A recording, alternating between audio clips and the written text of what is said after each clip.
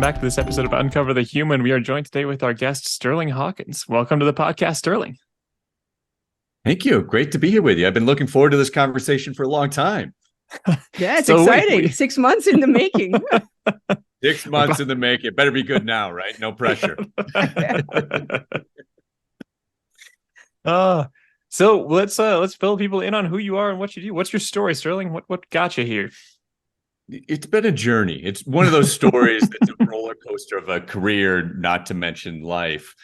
And, where I sit here today having this conversation is nowhere where I thought I was going to be, at least when I graduated college and started a tech company with my dad and sold it to this group in Silicon Valley where it became part of this like Apple Pay before Apple Pay. And this is early 2000s. So the technology is relatively new. Apple hasn't even released a phone yet, not to mention Apple Pay.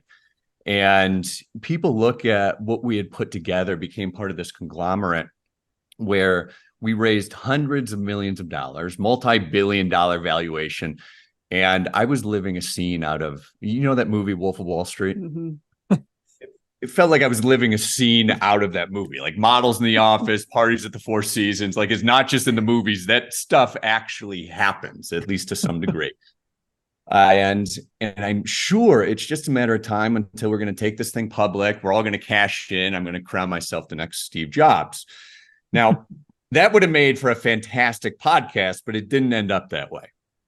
Around when the housing market collapsed, our investment dried up and we didn't have enough organic growth to support the 700 people and offices all over the world that we had grown into.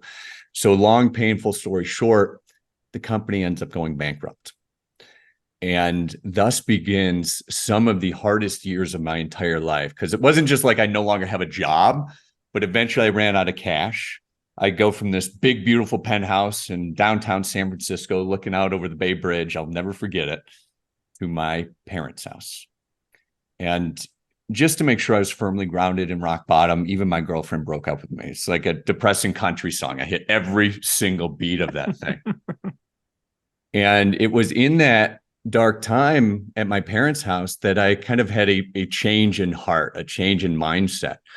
I had realized that both in the organization, in our culture, and also inside of myself, we had been avoiding, denying, and just surviving things that at least part of us knew we had to deal with. It was just easier not to.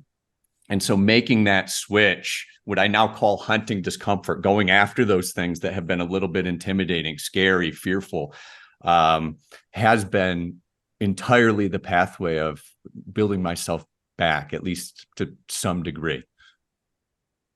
That's incredible. I did have a little bit of anxiety, not when you mentioned the bankruptcy. I mean, I already knew the story. So, it's the empathy and the compassion on that I had already processed. But when you mentioned the 700 employees, that's when I was like, oh God. It was awful. I mean, I remember specifically, there were a lot of tough moments, but one moment specifically is we had an all hands meeting in this big conference room in our office.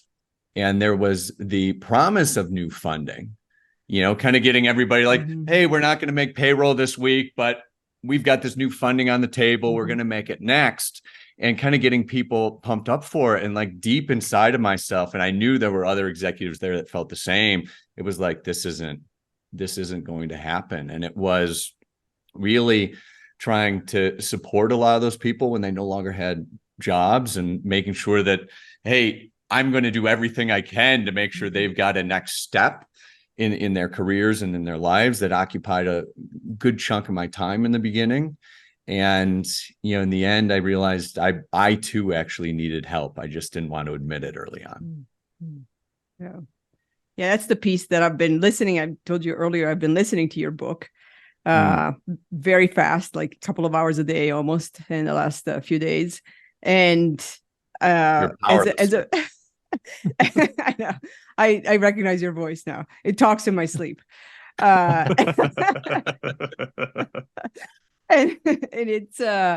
it's amazing how going through it, I feel like I'm a person, or at least before the book, I thought I was a person that hunts discomfort fairly often.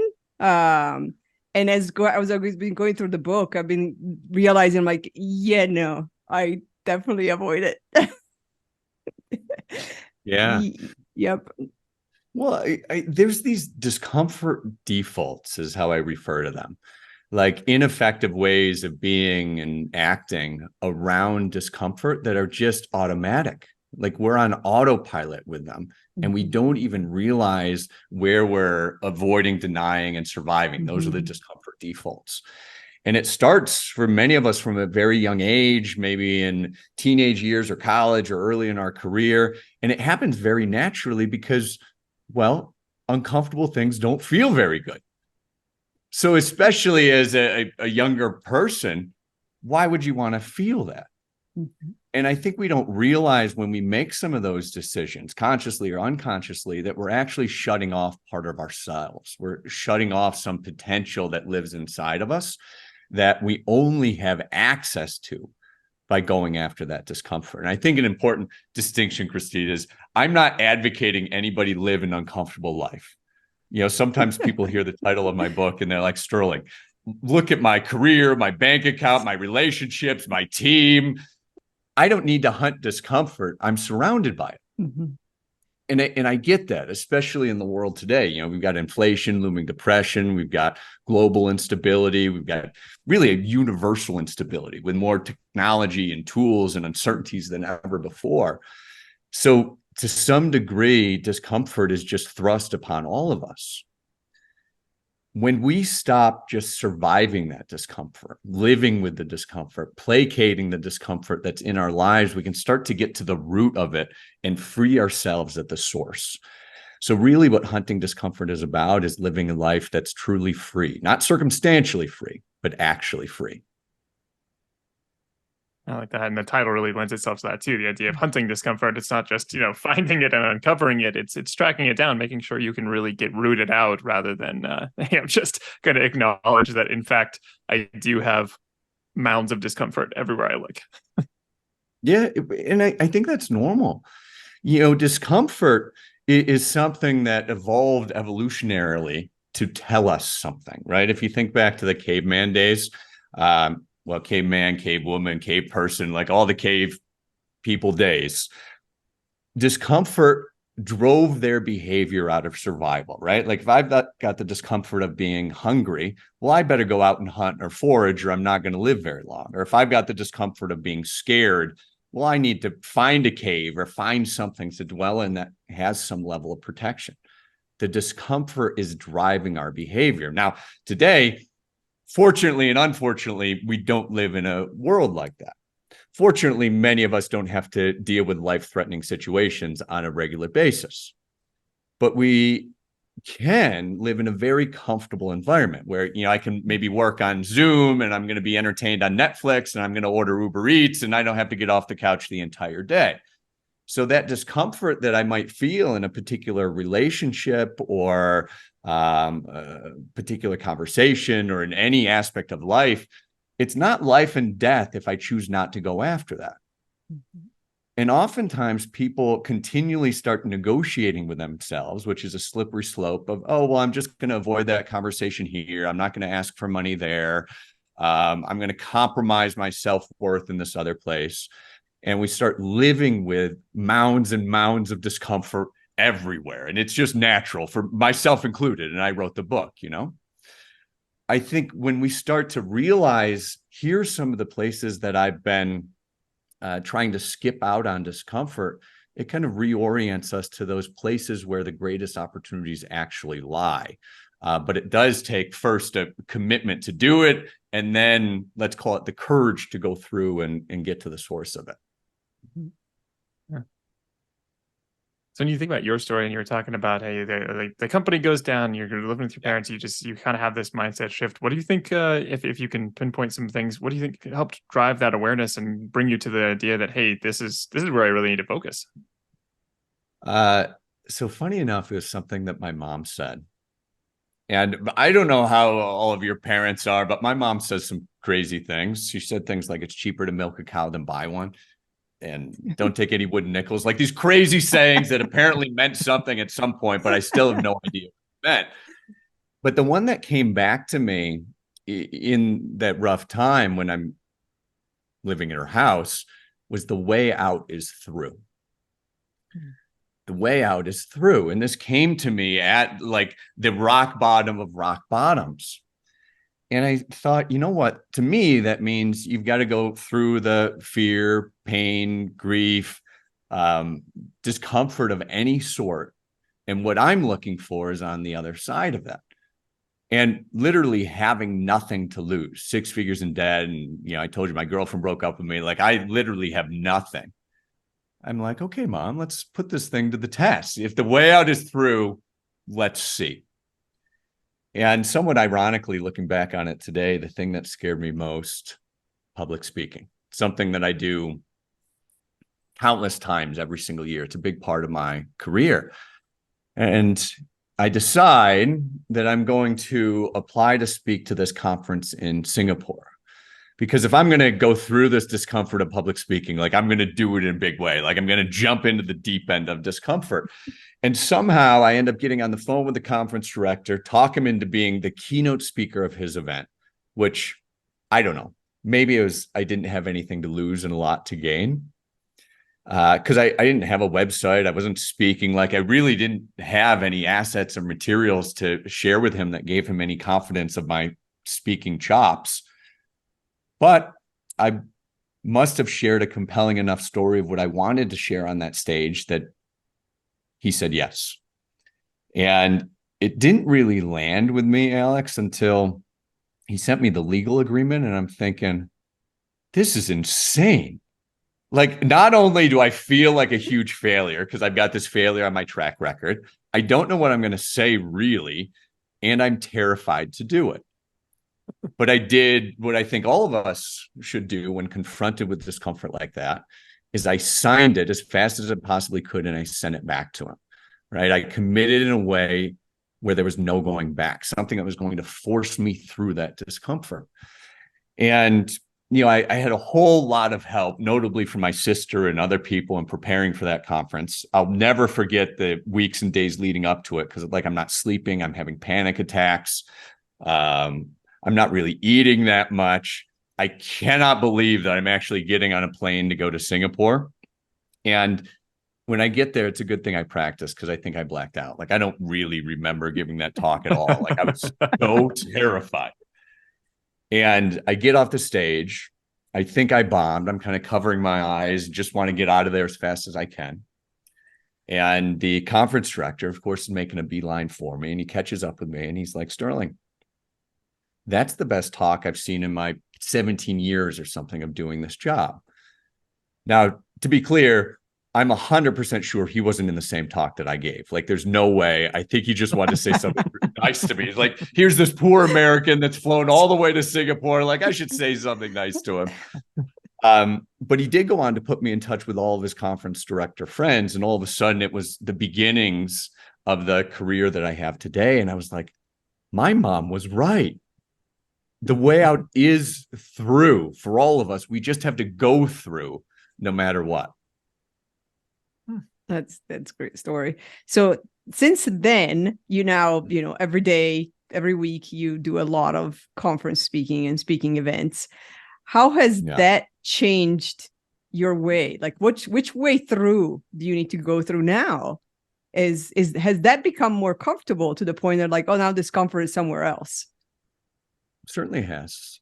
I think somewhat cliche is that our comfort zone grows, right? Like, we get more comfortable with the things that were formerly uncomfortable if we are committed to not only doing them, but doing some of the deeper, maybe soul-searching work of why those things were uncomfortable to begin with. So it starts to expand where we're comfortable, what we can do. For me, that's certainly been in the world of public speaking, keynote speaking. But as human beings, there's always that next level we can go. You know, Christine, I feel like sometimes I always just like want to arrive somewhere. You know that feeling? Like, I just want to be done. Like, oh, I've hunted all the discomfort. I've completed it. I'm now a transcendent human being. Yeah, but how And bored are you going to be 5 minutes into that? quite possibly. But aside from maybe a couple people throughout history and maybe a few monks in the modern day, like there's always more to hunt. And so that's what's really inspired a lot of some of the adventure things that I'm doing: skydiving, shark diving, trekking the Sahara, right? Like I'm looking for ways to push the edge of my comfort zone for a very specific reason. I found this research out of University of Michigan, and they were looking at discomfort. We've all felt physical discomfort before, right? Like you stub your toe, or emotional discomfort. Maybe you're having a difficult conversation with somebody. And it turns out physical, mental, emotional, the brain and body process discomfort almost identically. So much so you can take acetaminophen, like Tylenol, and it will help you with emotional pain. Now, all the disclaimers for your listeners and you about that, right? Like, I'm not a doctor. It's not a biohack. I don't suggest you do that. But what I do suggest is we can take that next step, which is if where you meet discomfort anywhere is the same, we can grow our capacity to deal with it everywhere. It's a muscle you can build. Does that make sense? Yeah. Yeah. I would agree. Like we talk about hard conversations all the time, as in hunting them, not avoiding them, and going through them. And they don't get easier. It's still a hard conversation. It's still, the emotion, the trepidation, the wanting, the temptation to avoid it is still there. The wishing that it'll just go away by itself, it's still there. You just realize, like you said earlier, it's not the end of the world. So you have the conversation and you're like, oh, wait, I survived that. The tiger didn't actually kill me. So I can do it again. Yeah. Yeah. You build that, well, I call it the discomfort muscle, or you might call it confidence, right? You grow a known capacity to handle those things. And if anything, I feel like some of those tough conversations, the longer you delay them, the harder they get. Oh God, yes. Right. And they 100%. become bigger and bigger and bigger. Yes. And then you're like, well, I'm going to put it off until tomorrow. Yeah. And then, you're writing a page out of Shakespeare, right? And you never really have that conversation, at least as powerfully as you want. When you notice that discomfort, which can be disguised sometimes, it might look like, probably the most often thing I hear is, I'm really busy. I'm too busy to have that conversation. Right? Like it's a kind of catch-all excuse of how to put off the things you need to deal with. But when you start catching, when you're doing that earlier and earlier, those conversations get easier and easier, and you get better at them. So it's a no-lose proposition, at least how I think about it. Yeah. Yeah, we always talk about how anytime anybody says, I don't have time for that, that's the biggest signal. Like, okay, that's where you need to lean in. Yep. And I say that, not as somebody who's not doing that. I have like 5 things on my list right now that I'm too busy to do, that I need to get to. So, yeah, funny enough, I did that with the book. I've been speaking for years, and people are like, oh, Sterling is fantastic. You got to write a book. Yeah, I'm too busy now. I'm doing this consulting and this coaching and this speaking, and I'm doing all these things. I'm too busy for it. And then the pandemic happened. My entire calendar is cleared, and I realized, oh, I've been avoiding that, right? I've been scared to do it. And as soon as I caught myself, that's when I started talking to publishers and started making commitments to do it. So, even when we're conscious of these things, we can still behave in ways where our unconscious is very tricky sometimes. So, I'm victim of it myself more often than not. Yeah. Now that autopilot definitely kicks in on the, I don't have time, I'm too busy. Whatever the excuse is. It's kind of funny because my husband, who Jeff, he uses the time thing a lot. And I'm like, I'm the wrong audience for your time excuses. You know how this is going to go. We're going to sit down and I'm going to ask you exactly how long it takes to do all these things that are preventing you from doing what you're trying to avoid. And then I'm going to ask you what you're going to do with the other 10 hours of the day that you have unclaimed. There you go. How does that land with him, by the way? Is he like, oh, here we go again? I think so. I think he's getting better. And I've also learned to be patient, and the fact that he has to process it. Just because I know it's an excuse, he still has to process it. Like you just said, like he has to go through it. He has to go through the I don't have time. I'm panicking about time or whatever the excuse is. And then I have to feel that to then understand that it's not about the time. Totally. Yeah. And I noticed myself doing it in some of the smallest places. Like, I don't know how it is for you, but I can catch myself avoiding discomfort from the moment I get up in the morning. Like, boom, I hit the snooze button and I don't get up, right? I avoid it altogether. And then I get up and I'm a little bit tired, maybe. I don't want to feel that discomfort. Boom, I can grab a coffee or a Red Bull or something. Mm-hmm. And then I look at the building I'm headed into for a meeting, and I glance at the stairs, and then I take the elevator or the escalator, right? And the day is just a series of choices, little choices oftentimes, where we either kind of lean back into the comfort and certainty of taking the easy way out, or leaning into the thing that might be a little bit harder. And what they found in a study in Yale is that when you're uncomfortable in big ways and small ways, you're primed to learn up to 4 times faster. Like, that discomfort is not something to avoid. You know, when your heart is racing and your blood's pumping and the adrenaline's coursing through your veins, right? Whatever that discomfort feels like for you is quite literally a biohack to being better, faster, and smarter. You've just got to embrace it instead of running from it. God, we got to use that. We have a leadership development training that we deliver, and we started actually with mapping every participant on the comfort to growth zone chart. Oh, cool. And getting people to at least have some awareness, or at least go through the exercise of having to have the awareness. Maybe they don't have it fully yet, but they're going to have to put their name. They're going to have to, it's a big poster, write your name on a sticker, put your sticker out there for everybody to see. Okay.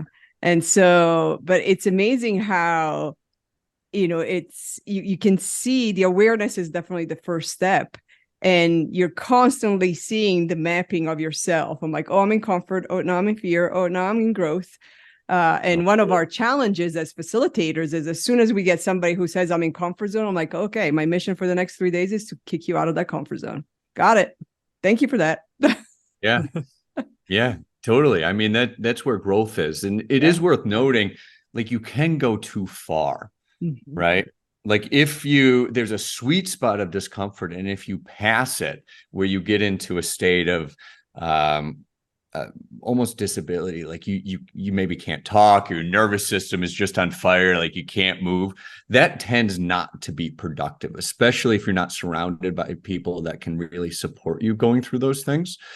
So the trick is finding enough discomfort, but not too much. Now, the good news is that almost nobody finds too much discomfort. It's very, very rare, especially in the workplace. But yeah, I thought I'd just offer that as a kind of balancing idea.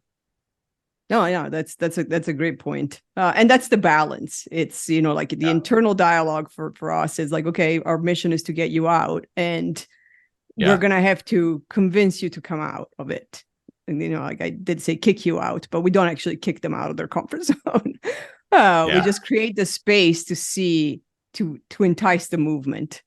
And hopefully we get there. Sometimes we don't. Yeah. Well, I think sometimes what helps, and you probably do something along these lines as well, is to find a connection to what's ultimately important to people. I find for myself and the people and companies that I work with is when they're connected to something that's ultimately important to them, ultimately in the sense of like deathbed important. Like, I'm going to look back at my life and I'm going to be proud of this love, joy, gratitude, or peace that's important to me. That can really be supportive and conducing to going through some of those difficult things. Definitely. Yeah. And the other thing around the discomfort is it tends to become chronic but in a lot of business cultures, it's chronic. And it ends up working kind of like a governor does on a car. I'm sure you're familiar with cars that have a governor. No matter how hard you hit the gas, you can't go any faster. Well, similarly, if you're chronically avoiding, denying, or surviving discomfort, consciously or unconsciously, it works the same way. No matter how hard you work, you just can't get any new results. And how many people do you know? And maybe some of the listeners that are like, gosh, I'm working 15 hours a day. I'm managing kids. I'm managing a relationship. I'm trying to get all these things done at work. And I've been doing it for 20 years. Like, why can't I get ahead? Now, some access might be to, okay, well, there's some discomfort that might be in the way. So it's really, really powerful. Some Norwegian research found that avoiding discomfort chronically left people not unwilling, but unable to work in accordance with what they already knew. So that means you know what to do, but discomfort stops you. It's crazy. That is crazy. So when you know you've got discomfort, you know there's a systemic discomfort in an organization. So how do you go about diagnosing or helping, start getting people oriented towards facing that? Yeah, well, I think it's probably similar to some of the process you go through. The first step is identifying it, right? Like, what are we avoiding? What are we denying? And what are we surviving? And it works on two levels. One, at a personal level, maybe there's some things I'm avoiding. And it also works at a cultural level. A culture is just a shared set of values, ethics, and beliefs that everybody, more often than not, unconsciously just adheres to. What's possible, what's impossible. Here's the things we should do. Here's the things we shouldn't do. Here's the things you can share with this person. Don't share anything like that. You'll get in trouble, right? Like, there are these oftentimes unspoken and unwritten guidelines of how people are operating. And as we can orient leadership or anybody in that company to what those unspoken things are, that's at least the first step in being free of them, is identifying them. Yeah, awareness is definitely a key first step. So you mentioned your tagline earlier in the conversation, and then it's on your wall and it's on your t-shirt, even though people can't see it. Right. I'm representing everyone. I do have a coffee cup too. I should have brought that one out for the occasion. So tell us about No Matter What. So it really came from those early days in speaking, where the way out is through. We just have to go through no matter what. And so no matter what was just a personal mantra I used way early on to get myself out of bed in the morning, to call my creditors, to go to the gym, to make the phone calls that I didn't really want to make, or I was scared to make. And it was first my sister who came with me to Singapore. She's been a big part of my business and my life always, but especially from that low point.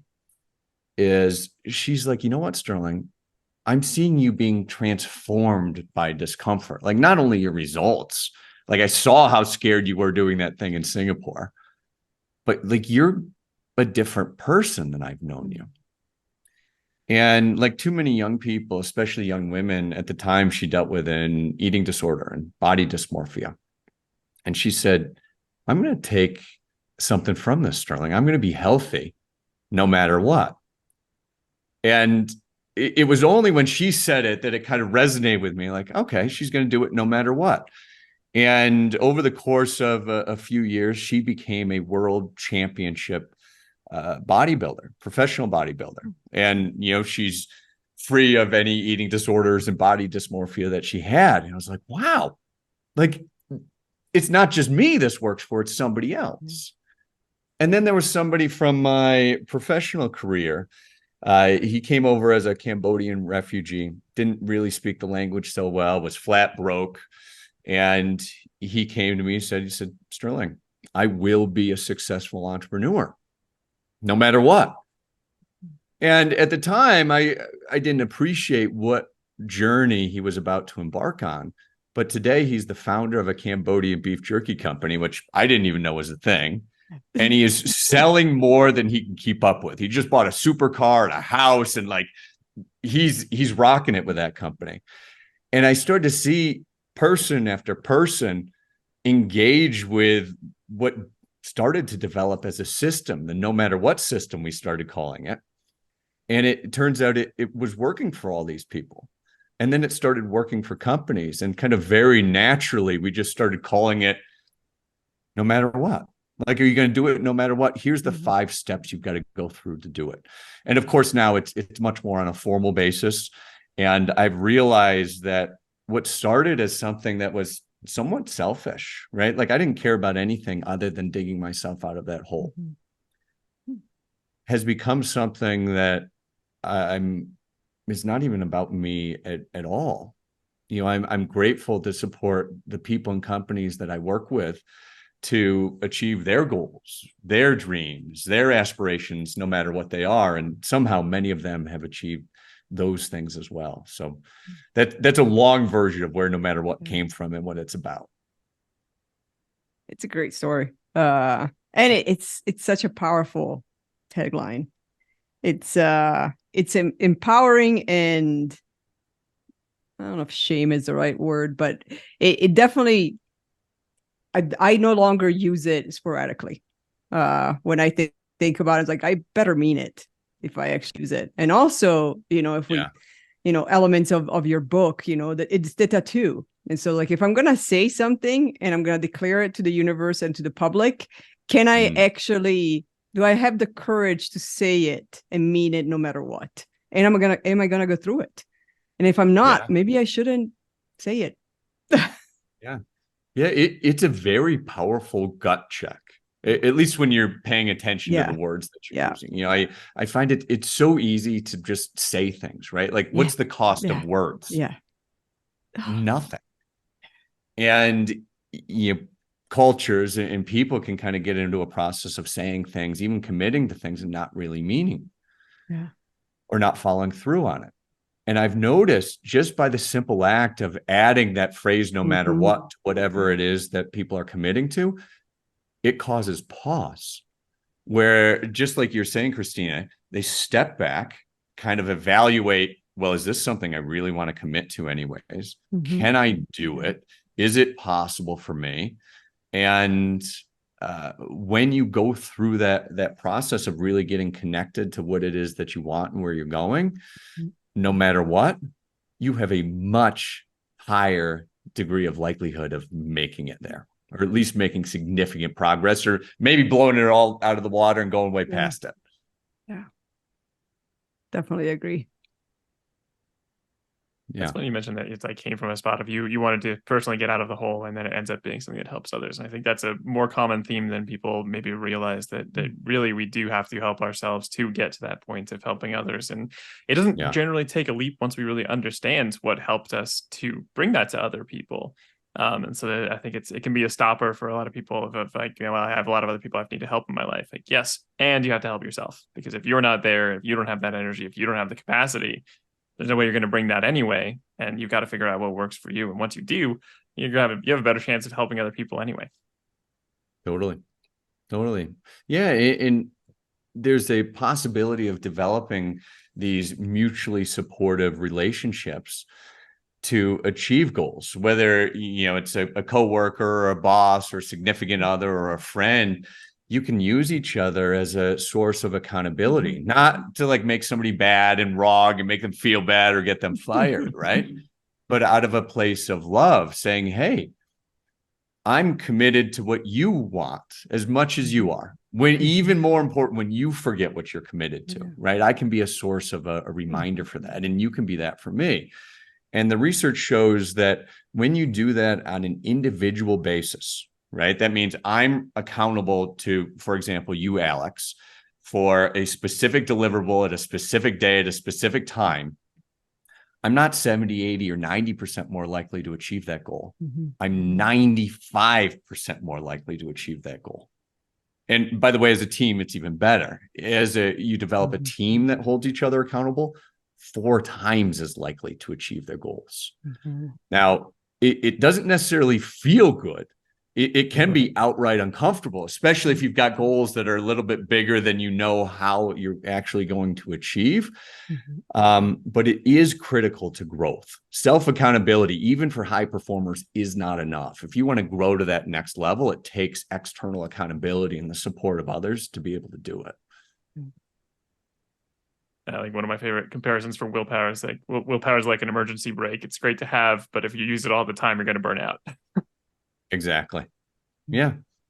Yeah. Only yourself. mean, other people are incredibly powerful in our own process. And something as simple as, let's say I've got a commitment to write another book, which I do, by the way. One of the reasons that I'm talking about it this early in the process is because I'm getting it out of me and I'm sharing it with other people. And I'm really early on the process, right? So I don't have dates or anything yet, but sharing it with others kind of calls me into that future. And I've got some level of accountability just from talking about it that I've found helps me get the kinds of results that I want, produce the things that I want.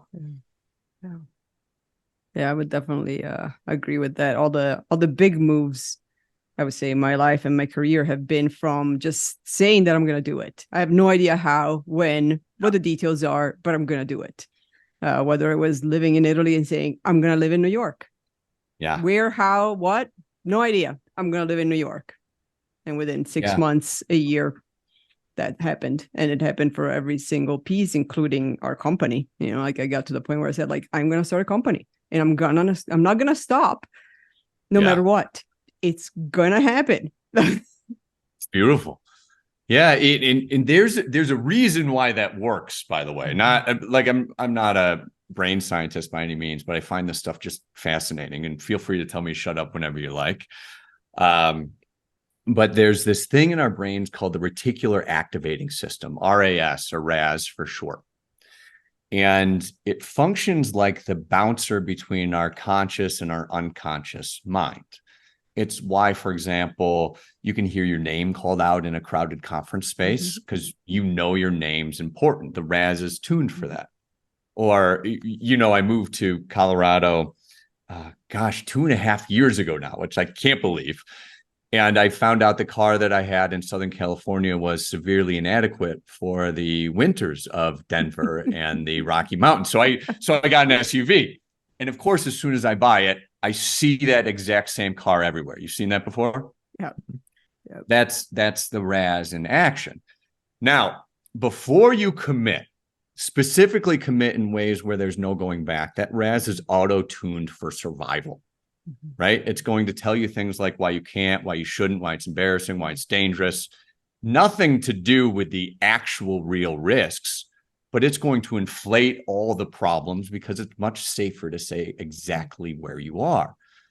Now, like you did, Christina, when you commit in ways where there's no going back, saying, I'm going to start this company no matter what, I'm going to move to New York no matter what, you get rid of the safety nets, you get rid of the plan Bs. All of a sudden it retunes that RAS to look for new openings for action that are quite literally impossible to see prior. Those commitments are what kind of frame the world for us as either something to be afraid of or seeing new opportunities to step into. Yeah, that's really powerful. Wow. All right. So I have a question for the two of you, and you can turn it around, and I am going to steal your tagline for that. So what is one thing that you will plan, want to do next, no matter what?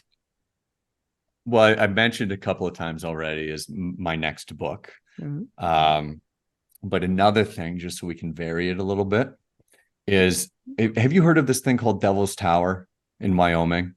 No. So it's this, I think it's like 1,000-foot rock structure that just grows out of the earth. It looks very alien.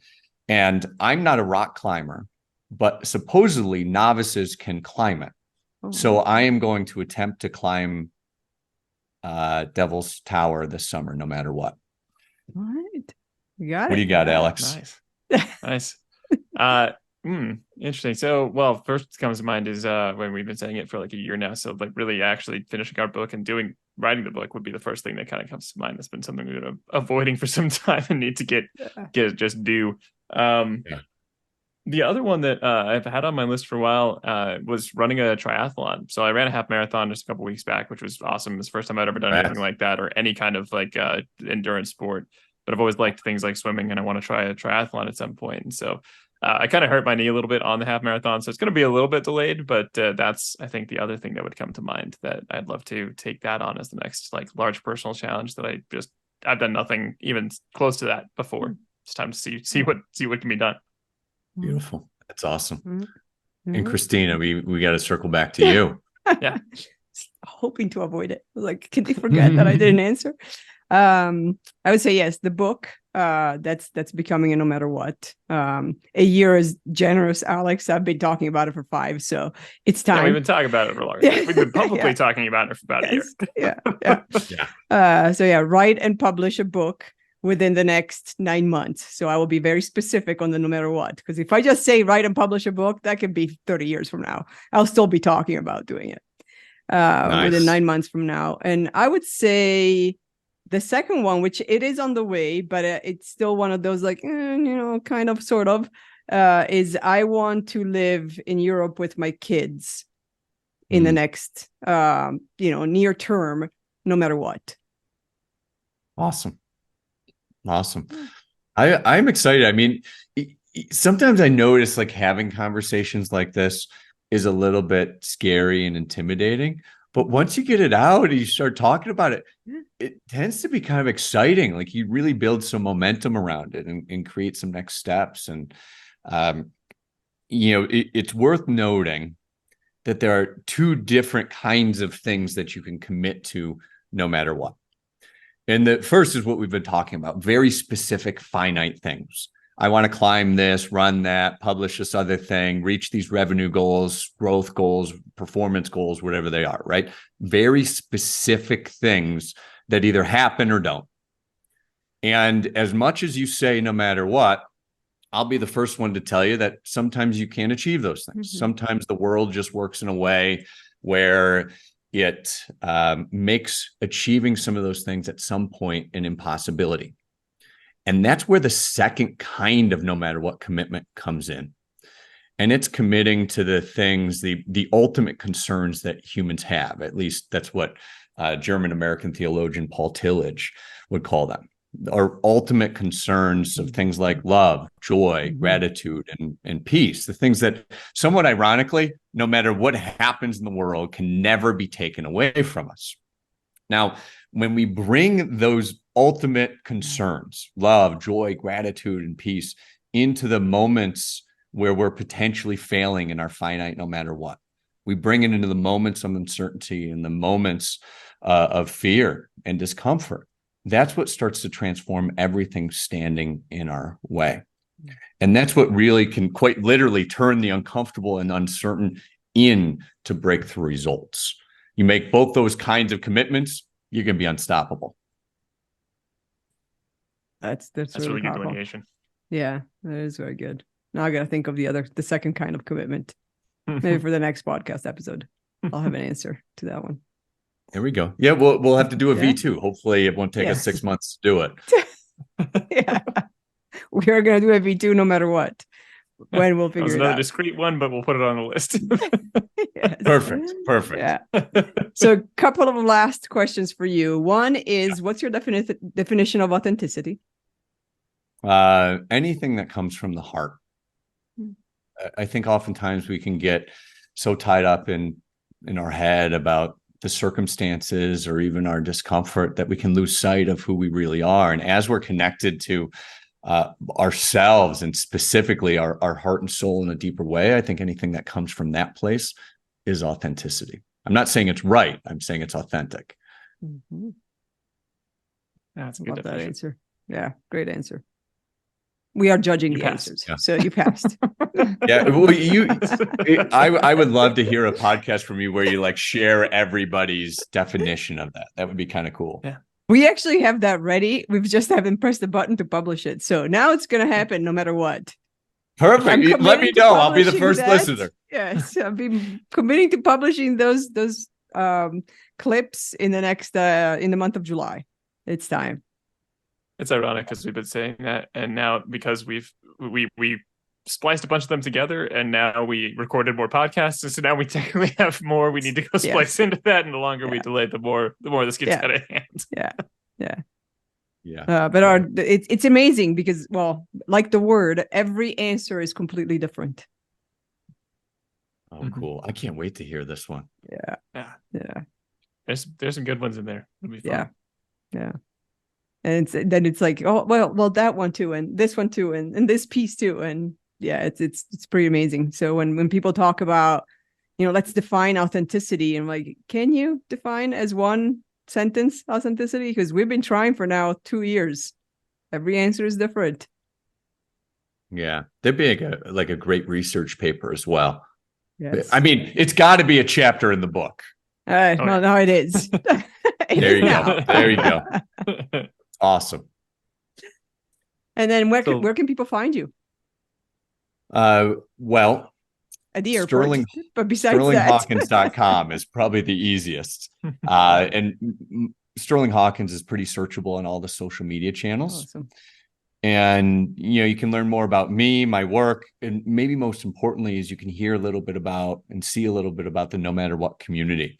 See the incredible things that people from all over the world, all walks of life, all kinds of businesses have committed to and achieved results around. And if you're feeling brave, you can even create your own No Matter What. Ooh, all right. I'm going to have to do that. And you mentioned that there's a quiz, a Hunting Discomfort quiz. There is. So you can find it on the website pretty easily. And I'll give you the link if there's show notes or anything. Yep. We'll put them in the show notes. But what we found is that most people weren't quite sure of the discomfort they were avoiding. Mm-hmm.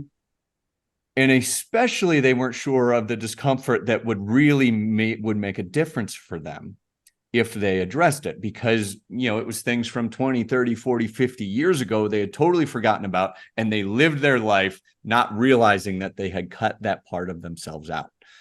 So what we did is we created a short quiz. I think it's like 15 questions. It doesn't cost anything. We're not selling you anything. But 15 questions to orient you to which of the 5 major discomforts that humans deal with. We all deal with all 5, but which one of them rises to the top as the discomfort that's most between you and the results that you want? And it doesn't just leave you hanging there. It also gives you a suggested pathway of what you can do to address it. That's awesome. I'll definitely have to take that one, because that's the one thing that I noticed when I was listening to your book. And there's exercises and activities to do, which clearly I was walking and driving, so I was not stopping to do them. So I did fail on the homework piece of that. But I was trying to answer the questions in my head, and I couldn't pinpoint it. I can't figure out what is it that I'm not hunting? Which discomfort am I avoiding? And so I do want to investigate. Now I'm curious. Well, after you take the quiz, if you want to talk about it, you know where to find me. All right. Will do. Perfect. Awesome. Well, thank you so much for this conversation, Sterling. It's just awesome to hear about your story. Thanks for sharing just so vulnerably all of the things that have led to this. And obviously, best of luck with everything coming up. Really excited to see the second book. I have to start the first one personally. Yes. That one's next on my list. By Monday, Alex. So when we get on the plane on Monday, we're talking about the book. So go Monday, listen. No matter what. Well, thank you both for having me on. It's a real honor to be on here and having this conversation with you. And I can't wait to read your first book and listen to the podcast collective of all the definitions of authenticity. So thank you. Nice. Thank you.